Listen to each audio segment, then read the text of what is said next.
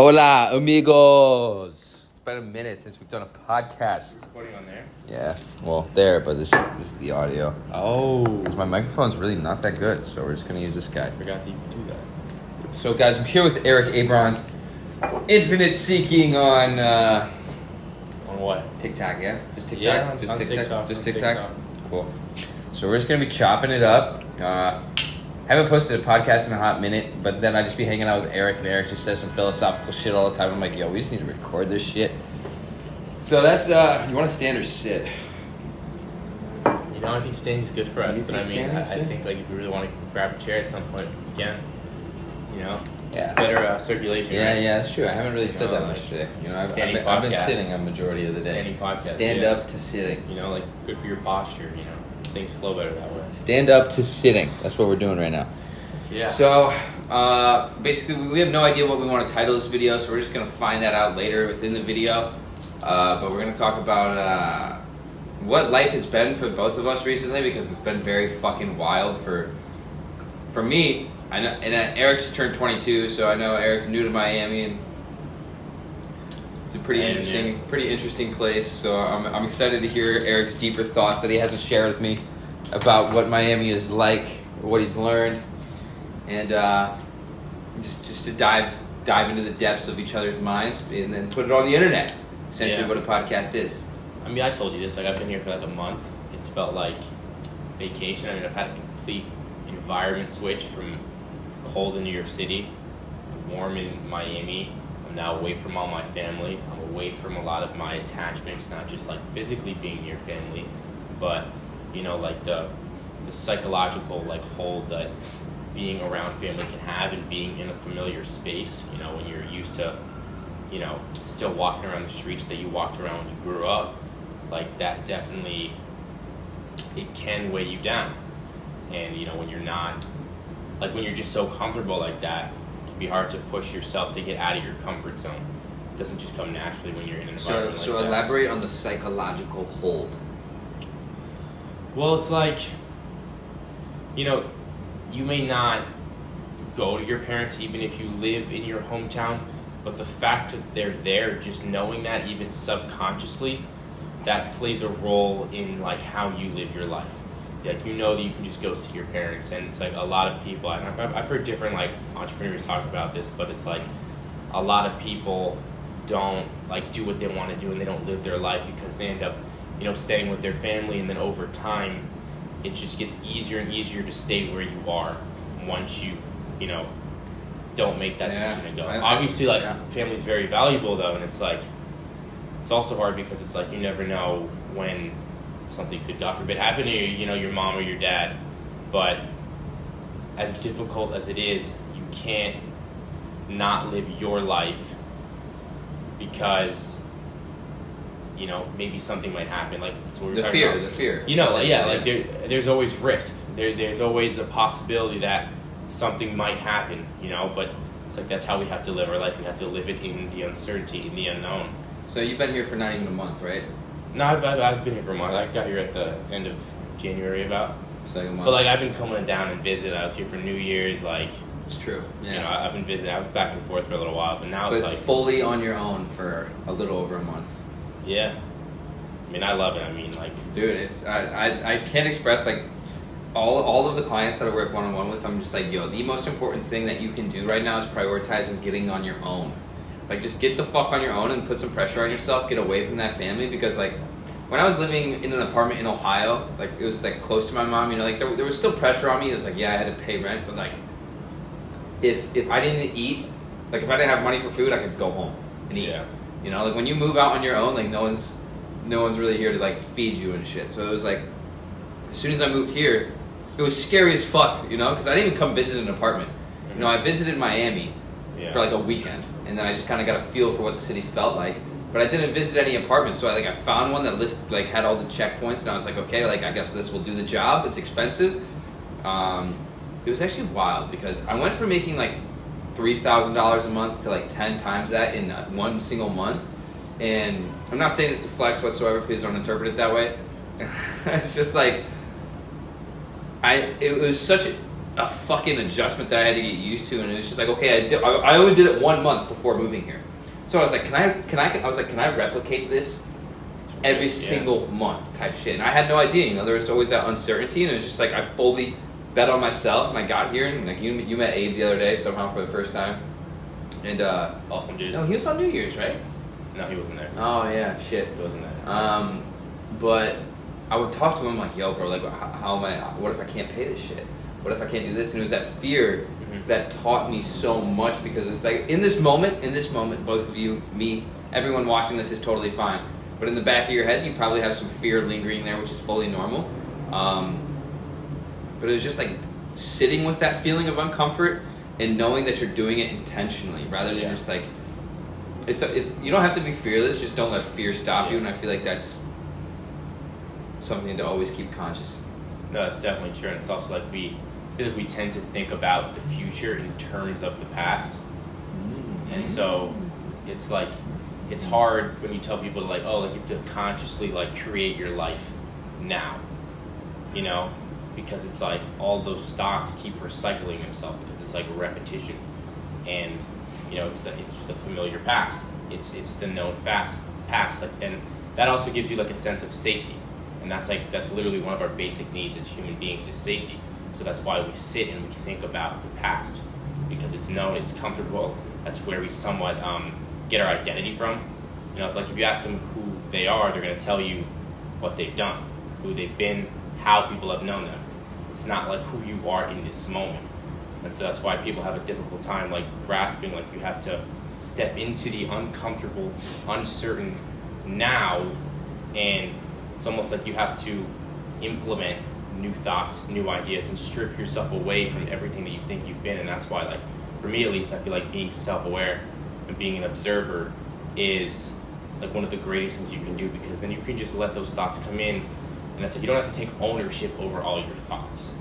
That's what your ego wants you to do. Like, it wants to like build a house for you to live in, but you have to realize that like you're like a bird's eye view. Like you can watch that house. The house is always going to be there, but by no means are you that house. And it's like people stay stuck in that house. They feel like they can't open the door and leave, and then just look at the house. And so it's like you get new furniture in the house, you know, a new thought, a new belief system, new people, and you attach yourself onto all of those things. But the house is only so big, and you can only fit so much in it, and so you end up limiting yourself. But it's like if you're out in the open, you're just aware of everything that is happening, then you're not limited by any means. That's why I have a hard time when people ask me, like, what do you do? Like, who are you? Like what like, dude. People will be like, what do you do, bro? And I'm just like, fuck, man. It's just like, what do I do? You know, I do, it's like you just said, like, it's all past tense things, you know what I'm saying? Like, things I've done, you know, but in that moment, they're asking me, like, so who are you? They want to see how much they can respect you. Exactly. So it's like, when people ask me that, I'm like, I don't know, bro. Like, right now, I'm just Alex. I'm here, and I'm enjoying myself.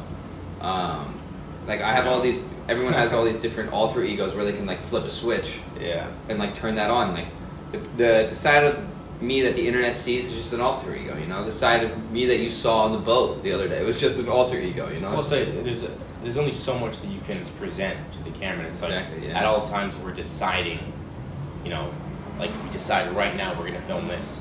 Like, they didn't see all the other conversations, and it's like, they're just snippets of life, and that's what forms the image of Alex. And everyone has a different image for you to some degree, because at different points they see you, so they have a different story for you. Isn't that the same thing in terms of how you view yourself? Isn't that crazy? Because, like, you and me, like, don't exist, because there's a bajillion other versions of us out there, you know? Because every single person we meet has a different perception of you, a perception of me. Even if it's like, say two girls that you and I hung out with, they talk about their perceptions of both of us. Yeah. We're still not the same, you know, because it's just fucking wild, because there's, same with everything though, like, it's just like everything, the only thing that makes sense is that nothing makes sense. So that's why I think, why you shouldn't take it too seriously. That's exactly what I was about to say. Yeah. It's exactly what I was about to say, because, like, I used to get, like, criticized for drinking, you know, like, people would be like, oh, you're all about self-improvement, but you're drinking. I'm like, bro, like, nothing, I could die tomorrow. So I'm basically, I've thought like this since like a kid, because me and Eric have talked about this multiple times, where it's like, yo, when did you think you started thinking this way? And him and I both agreed that it was just like, kind of like our whole life, that we we've been mildly different. I know I didn't know you as a kid, but like Yeah. I know what you mean. You know what I mean? Yeah. Because like, when I was a kid, I would always ask my dad, I'm like, yo, why are you doing things that you don't like doing? Why are you doing things that don't make you happy? And he's like, because I have to. I'm like, no, you don't. And then whenever I would try to do something that I wanted to do but it wasn't right, I would get like in trouble for it. Yeah. And he'd be like, you can't always do what you want. I'm like, but why? Yeah. And it's like, then you would feel that guilt or like your self-esteem, like you didn't do well in school or something. But it's like, I don't know, like at least for me, I always made time with myself, and I was like fortunate enough, I guess, to have somewhat of that freedom. And everyone has different circumstances, but like it got to a point that like you slowly, as your, I guess, like consciousness develops, you know, because like as you're like 13, 14, 15, 16, as you start to get into your later teens, that's when you can really start to grasp the picture of things. Because like when you're younger, you live in this bubble, and that's like all you know. And then it's like you get older, and like for me at least, like I felt like high school was a bubble, and I was like, yo, there's a whole life out there. But it's like if I keep walking on this path, and I just become part of the cycle, and like looking around, it didn't seem like the people that were in that cycle were really happy. It seemed like they were just doing things because you know, everyone before them had done the same things. And it's like to some degree that's easy because it's like, all right, well, the path's that way, keep walking. But it's like, You're walking down this path and you're just taking punches from both sides. You're just like, why am I on this path? Because then you can fully take your own path, but you take like one big punch at the beginning of making the decision to take your own path. But then like you don't really take too many. Like obviously you still have hurdles in your road, but like the path of doing what everyone else wants you to do is literally just like a continuous beat down mentally for like probably a majority of your life, because you're always in the back of your head, no, it's not what you want to do. And until you start to do what you want to do from a place of like just trying to make your soul happy, you're gonna have that in the back. You're gonna have that in the back of your head saying like, yo, like this is not what you're supposed to be doing. It's just like, and it's like I somewhat feel for people because I feel like not that many people have a developed intuition, and they haven't been able to trust that. We like, should talk about this. We should like actually tell people how to tune in. Like trust that inkling, like to trust that gut feeling.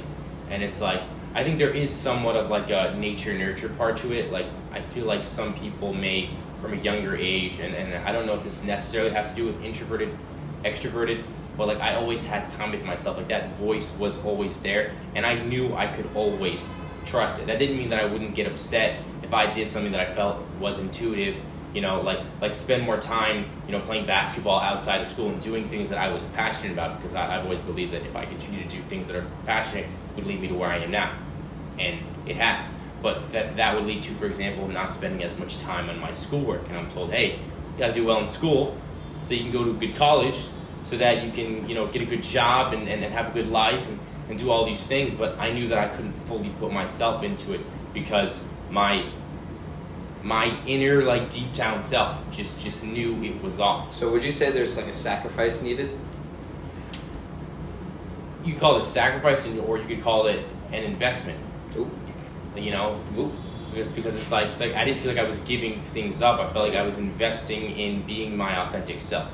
So how do you tap into that though? Like how do you know when it's your intuition speaking? Because people ask me this all the time, and I'm just like, I don't know, bro. Like I just naturally kind of know.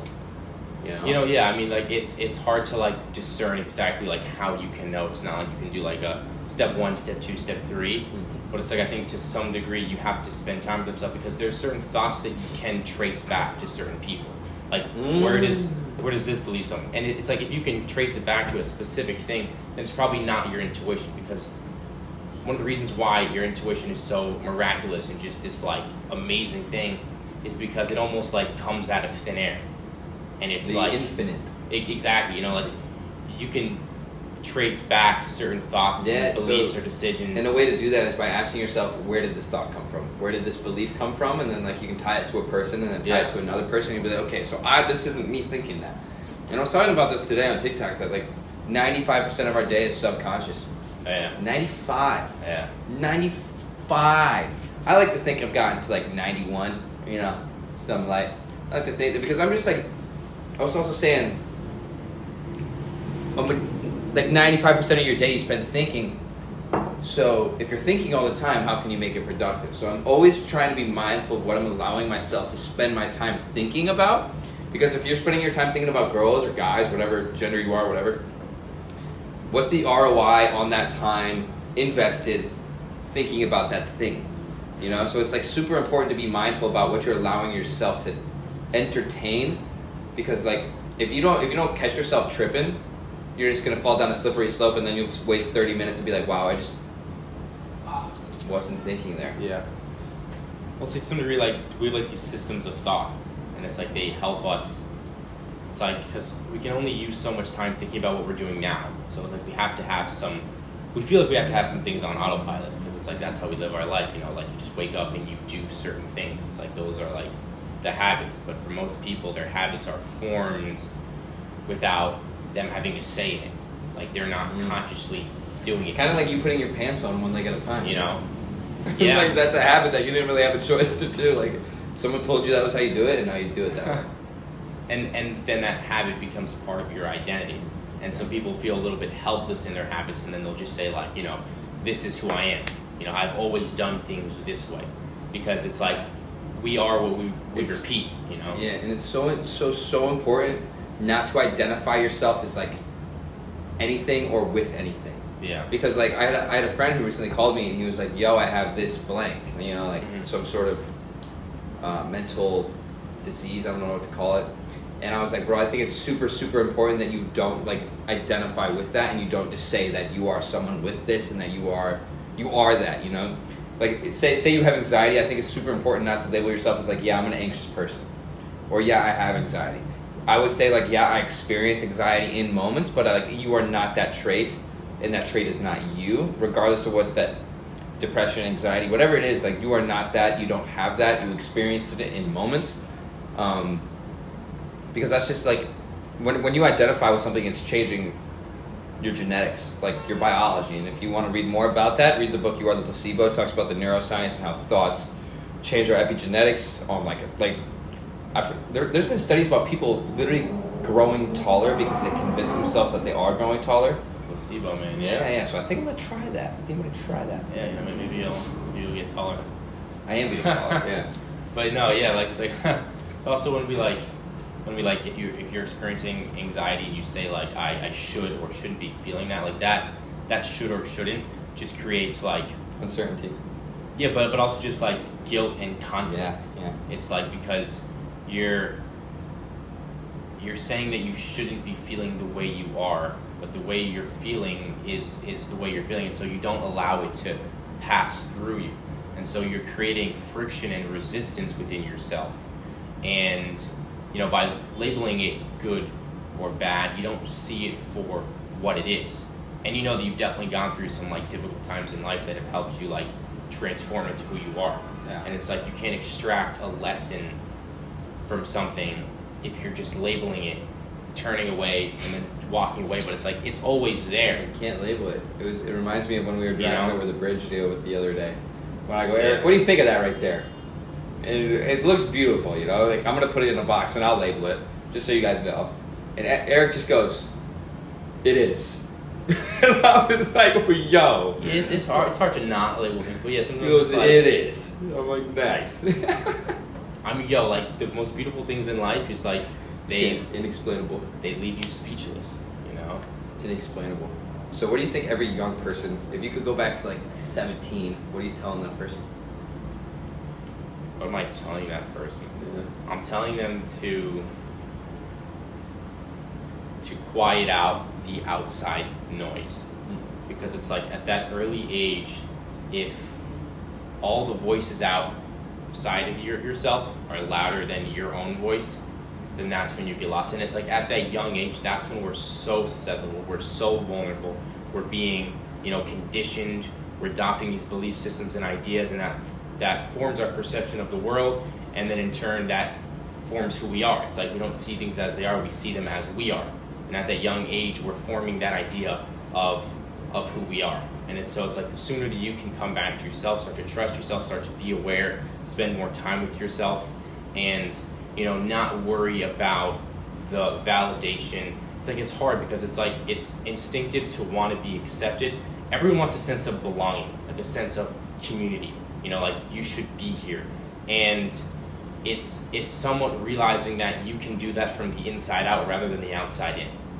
So instead of like me belonging, being like, I want to do everything else that other people are doing, it's you doing things that feel like you belong to yourself. Like you belong within yourself. Because it's like most people are friends out in the world, but they're a stranger with themselves. And so it's like I would rather be a stranger out in the world and it's like feel comfortable in my own company. And then it's like from that, it's only natural that you're gonna attract those people into your life that are approaching life in that similar way. And you know, at the end of the day, like you're the only thing that you can be certain of. Like life happens through you. See, I experienced this through me. Anything that I think, it's like reality is objective, and how we view it, like that's how we interpret it. We interpret it based off of our internal structuring. And if like we're not building the structure within us, then other people are building it for us. And so in turn, they're building our life for us. Damn. So I'm glad you touched on the validation thing, because like when I was in high school, like I would often find myself at places and settings where I knew I shouldn't be there, but I did it because like I didn't want to be alone, you know. I didn't want to be sitting at home bored while everyone had plans. So like I would just make like any sort of plan I could have, and I'd be hanging out being like, damn, like I know I shouldn't be here. Like I would gain more from being by myself, but I would like push myself to do things because I didn't have that feeling with myself. And like you don't even have to say should, but it's like you're not there because you want to be there. You're there because you think other people want you to be there, and that you'll be accepted if you are there. And it's like that's all we want at a younger age. I mean, like if you think about with our parents, like we're like, look, mom, look, I'm doing this. Look, dad, I'm doing this. Like we want that love and acceptance. And it's like in school and growing up, we're never taught how to, you know, be self-aware, how to get love from ourselves. We're taught everything is outside of us. And it's like we have to go out into the world and get all of these things so that we can feel like we're enough. And we're not taught that, so we spend our whole life searching for the things that can make us feel at peace with ourselves. And that's why we never do feel at peace with ourselves. It's a constant cycle of temporary, like, oh, this is okay, that fades away. And then we have to go find the next thing, get the next accomplishment, have the next person compliment us, get in the next relationship, get the next car, the next this, the next that, all to find out that it's been here the entire time, that we've been sitting on our own peace. Been here the whole time. Reminds me, when I got back from Costa Rica, Eric was like, how was it? And I was like, bro, when I was there, I was fully fucking at peace, bro. It was just like, I was zen. And he goes, well, then you just gotta find your inner Costa Rica. And I go, damn. Because that feeling, like, yeah, Costa Rica brought it out of me, but I was the one feeling it, you know? That's what people need to realize, is that those feelings you're searching for, they're all already there. And thoughts can pull them out of you. Yeah, it's the same thing with being a relationship, and it's like that person showed you that you had those feelings and those type of experiences within you. The love you're looking for, you have. Exactly, and it's like when you can learn that, then you know you'll never have to be dependent on someone else for that. And then you come together, and it's like it's a complementary thing. It's like you find your inner Costa Rica and go to Costa Rica, and it's Costa Rica on steroids. Yeah, because you already got the inner Costa Rica. You know, so it's like. So think about your favorite vacation you've ever took, and ask yourself, how can I pull out the inner vacation out of me? Because it's already there. Or just think about the feelings that you experienced, like when you were there, like what made it peaceful. Like maybe because, you know, Costa Rica, there's less, you know, noise, traffic and noise. It was easier for you to find that silence. So that just means that, you know, being in Miami, it's going to be more difficult to find that silence. But if you really value that silence, then you will find it. You'll find it. Fuck yeah. All right, I think it's a good point to leave off, because I don't like my podcast to be. Yeah. How long? Yeah, it's only 24 minutes. Perfect. 24 minutes. All right, everybody. Well, I'm looking at the camera right now, and I really hope I was in the frame, but if not, the value's still there. I think we're gonna make some more podcasts now that Eric lives in my fucking building. So that's insanely convenient. Yeah, I followed him here. Yeah, he just kind of spawned here one day. I was like, who the fuck is this guy? But I'm about to go eat some sushi, throw this video on YouTube. I hope you guys took something away from this video. Comment what you want to see. I'm always down to supply. Go follow fucking Eric. Yeah, and also don't compare yourselves to us. Don't compare yourself to the people around you. No one's better than anyone. And everyone's pretending to be someone they're not, showing the highlighted version of themselves. We're just here for a short period of time, trying to spread love and light to the universe. And love and light. With the awareness is here. Just enjoy the experience, enjoy the people around you, and enjoy the moment. Enjoy the moment, yeah. All right, guys. Till next time. Stay woke. All right. And be easy.